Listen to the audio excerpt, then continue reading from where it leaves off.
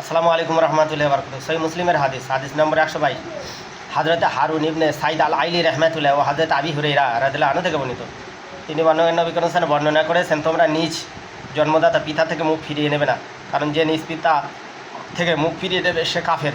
হাদিস মুসলিম। ব্যাখ্যা ভাই, নিজ পিতা থেকে মুখ ফিরিয়ে নেওয়ার অর্থ হচ্ছে এই যে আপনি প্রেম করে বিয়ে করলেন আর বাপ মানল না। আপনি বাপের বললেন যে ঠিক আছে আমার তেজ্য পুত্র লিখে দাও, দরকার নেই তোমার মতন বাপের জমি জায়গাও দরকার নেই, এরকম বলা মানে সে কাফের।